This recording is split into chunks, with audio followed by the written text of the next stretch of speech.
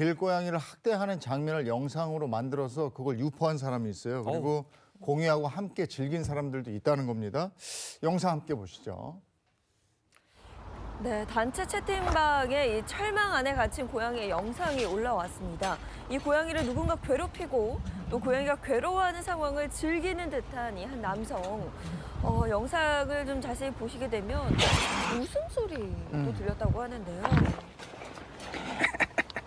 그리고 그런다면서요. 총을 쏘면 그냥 쓰러지는데 활을 쏘면 바로 죽지 않아서 재밌다. 이게 인간입니까? 정말 채팅방을 통해서 정말 끔찍한 이야기들이 오갑니다. 고양이를 어떻게 하면 더 잔인하게 죽일 수 있는지 그 모의하는 내용이 담겨 있습니다. 지금 믿기지 않는 사실 아까 제가 얘기한 내용이거든요. 그런 내용 나오는 거죠? 네. 총 쏘면 바로 죽는데 활 쏘면은 이게 끔찍해요. 실험체도 아니고. 네. 네, 이 사람들은 고어 전문방이라는 이름의 채팅방을 만들어서 야생동물을 학대하고 살해하는 영상을 서로 공유하고 사진도 서로 공유를 했습니다. 경찰 수사가 시작된 이후인 2021년 1월에야 이 채팅방이 폐쇄가 되었는데요. 이 방에 참여했던 사람들이 몇 명이나 되는지 혹시 아실까요? 무려 80명이나 되었고요. 심지어 이 중에 아이고. 대부분은 미성년자였다고 합니다. 아니, 와, 근데 동물을 일부러 잡아서 저렇게 괴롭히고 또 그거 아까 웃음소리 들으셨죠? 희죽희죽거리는 거 사이코패스 아니에요? 정말 사실 저희가 방송에서 공개하기가 너무 힘들 정도로 처참하고 끔찍한 사진과 영상들이 많았는데요. 저는 사실 사진과 영상도 그렇지만 이 사람들이 나눴던 대화 자체가 더 소름이 끼치거든요. 뭔가 좀 죽일 만한 게 나타났으면 좋겠다. 뭐 이런 식의 채팅을 나누기도 하고요. 길고양이를 죽이고 싶은데 어떻게 구해야 할까요? 처벌 안 받을 거 아니까 더 짜릿해지네요. 와. 같은 대화를 나누면서 서로 범행을 모의했습니다. 사실 이런 종류의 고어 채팅방은 예전부터 유행을 해왔습니다. 다만 이런 채팅방 자체가 검거에 실패하는 경우가 많고 잡히더라도 운영자만 잡혀서 벌금형을 받는 경우가 대부분이었습니다.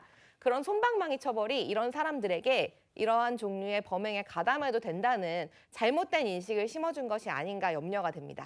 고양이 포함해서 동물들이 말을 못한다 뿐이지 생명이거든요. 근데 지금 대화 내용을 들어보니까 사람이 어떻게 이런 일을 할 수 있지 싶을 정도예요. 이게 범죄의 대상이 다를 뿐이지 성착취물 N번방 생각이 나는데 네. 이 동물을 고통스럽게 죽게 하고 이걸 같이 공유하고 보면서 그걸 즐겨요. 야, 이게 근데 여기 동물에서 그치지 않고 이게 더 나가서 사람한테까지 이런 짓을 한다면 이거 끔찍하지 않습니까? 근데 제 주변에도 있을까봐 너무 소름 끼치는데 전형적인 강강약약인 것 같아요. 자기보다 약한 존재들을 다 죽이고 괴롭히는 거잖아요. 네, 결국 이 사진과 영상이 온라인 한 커뮤니티에 유포되면서 국민적 공분을 샀고요. 당시 청와대 국민청원에 27만 명이 동의하기도 했습니다.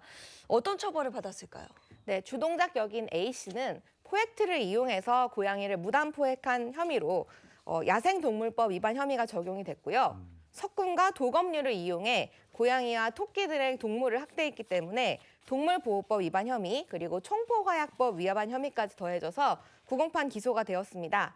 하지만 1심 재판부는 잘못을 시인하면서 범행 이후 동물 보호를 위한 활동을 하는 등 반성하는 모습을 보이고 있다. 그래서 기회를 줄 필요가 있다라고 하면서 징역 4월, 집행유예 2년, 벌금 100만 원, 사회봉사 80시간을 선고했습니다. 잠깐만요. 집행유예가 나온 게 좀 이해가 안 되는데 이렇게 계획적이고 악질적이고 생명을 괴롭히고 죽임을 당하기까지 했거든요. 근데 왜 집행유예예요?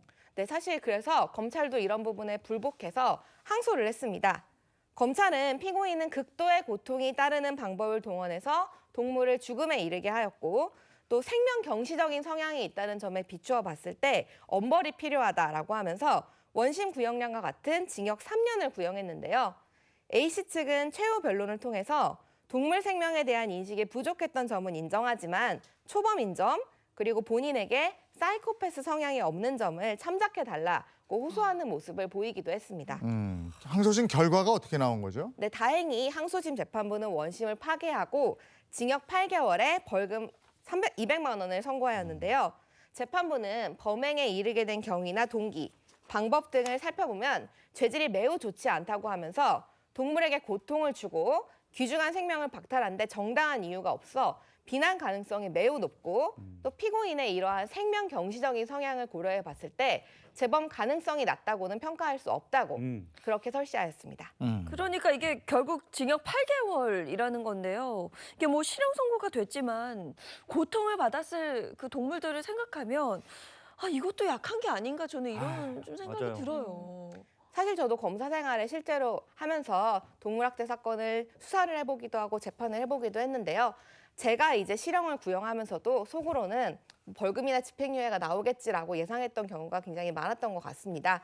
만약에 실형이 나온다고 하더라도 우리가 흔히 단기 실형이라고 말하는 징역 4월, 6월, 8월 정도가 나오는 경우가 대부분입니다.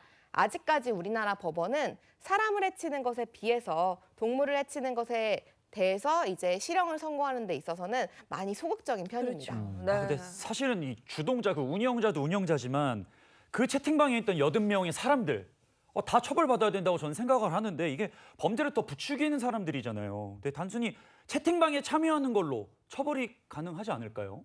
네, 이론적으로 충분히 가능합니다. 네. 우리나라 법에서 방조범은요, 정범의 범죄를 용이하게 해주는 사람, 더 쉽게 해주는 사람을 의미합니다. 그렇기 때문에 이런 학대 채팅방에서 학대범에게 학대에 관한 정보를 준다거나 사진이나 영상을 받아서 유포한다거나 또는 후원을 한다거나 하는 등의 행동을 했을 때는 충분히 방조범으로 처벌받을 수가 있는데요. 다만 실제로 이런 채팅방에 가담한 사람들을 전부 검거하기가 어렵다는 것이 현실입니다. 실제로 학대 게시물을 직접 올린 사람이나 채팅방 운영자에 대해서 처벌한 사례는 여러 개 있지만 채팅방 인원 전체를 검거해서 처벌했던 사례는 아직까지는 없습니다. 아우.